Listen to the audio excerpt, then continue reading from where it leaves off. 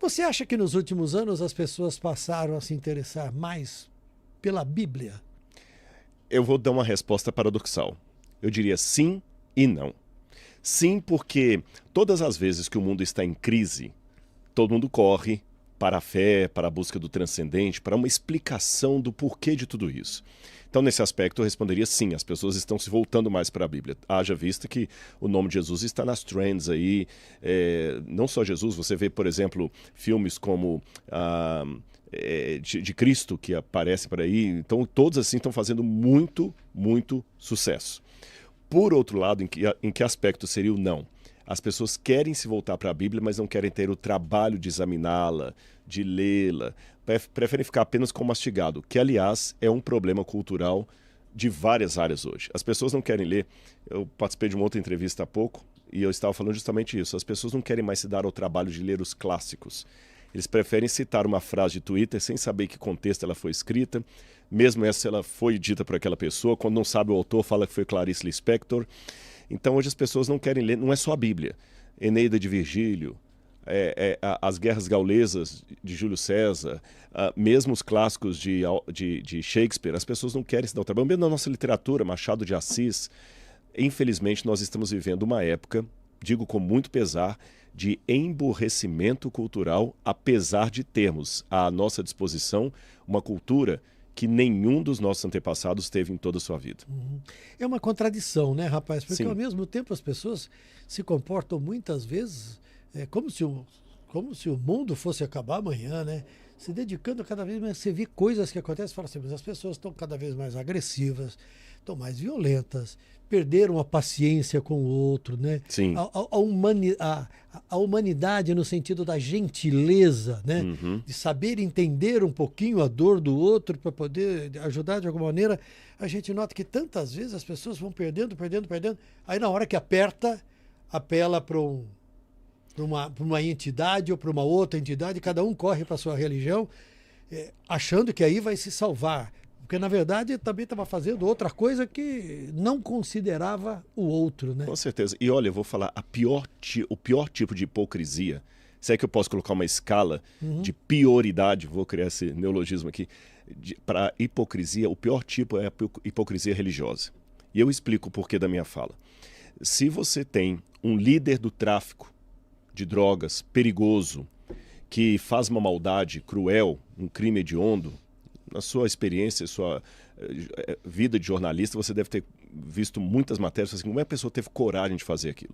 Quando é um líder do tráfico, alguém mau, um bandido com uma ficha enorme na polícia, dói, machuca, mas é mais ou menos esperado. Mas quando você vê a crueldade feita em nome de Deus, ela é mais dantesca, porque você não esperaria aquilo ali. Então, nesse aspecto, as pessoas, quando correm para o sagrado apenas de modo proforme, negando a eficácia da fé, é o pior tipo que tem. E a Bíblia antecedeu em muitas falas, tudo isso. Eu vou dar 2 exemplos. Paulo, quando escreveu uma carta a Timóteo, Paulo falou o seguinte: nos últimos dias, Timóteo, e para quem crê na Bíblia como um livro inspirado por Deus, essas palavras são emblemáticas. Ele falou assim: Timóteo, nos últimos dias, os homens serão avarentos, jactanciosos, cruéis, arrogantes, blasfemadores, inimigos do bem, sem afeto, desobedientes aos pais, antes amigos dos prazeres que amigos de Deus. E aí ele continua dizendo: tendo aparência de piedade, negando-lhe, entretanto, o poder. Veja bem, primeiro ele faz uma lista dos piores vícios que se poderia dizer da humanidade, e depois ele coloca com uma tônica até de ironia, tendo aparência de piedade. E é isso que nós vemos hoje. Pessoas que dizem assim, é o ódio do bem. Você está entendendo? Eu quero fazer inclusão daquele que concorda comigo. O que não concorda comigo tem que ser desprezado. Vou tocar aqui num assunto polêmico. A criança negra ou preta, como alguns preferem pelo politicamente correto, fora da barriga da mãe tem que ser preservada e tudo e tal, mas dentro da barriga da mãe ela pode ser abortada. Quer dizer, você só torna ser humano depois que você nasce. Antes de nascer, a mesma pessoa que fala todas as vidas importam, vidas pretas importam, Mas se a vida preta está dentro da barriga de uma mulher preta, ela não importa, porque eu sou a favor que aborte. Então, olha o paradoxo. Tem uma aparência de piedade, mas nega eficácia. A segunda mensagem bíblica que eu poderia citar à guisa de ilustração é quando Jesus fala da volta dele, onde muitos chegarão e falarão, Senhor, em teu nome eu fiz isso, eu fiz aquilo outro. Ele fala assim, apartem-se de mim, malditos, eu não conheço vocês. Eles falam, mas como? Aí Jesus fala, olha, porque eu tive fome e você não me deu de comer. Eu tive sede, você não me deu de beber. Eu tive nu, você não me vestiu. Mas quando é toda vez que você fez isso, ou uma maldade ao seu próximo, foi a mim que você fez. Então, com esses dois exemplos, eu ilustro justamente esse cenário que você diz aí, colocando apenas uma última nota.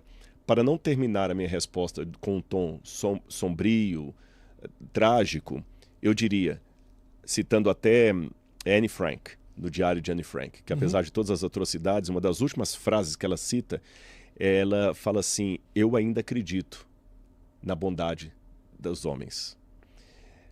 Aí eu penso, se por um lado tem esse mundo caótico, mas eu ainda tenho aqui uma Madre Teresa de Calcutá. Semana passada eu assisti um filme que foi feito, creio que recente, da vida da irmã Dulce.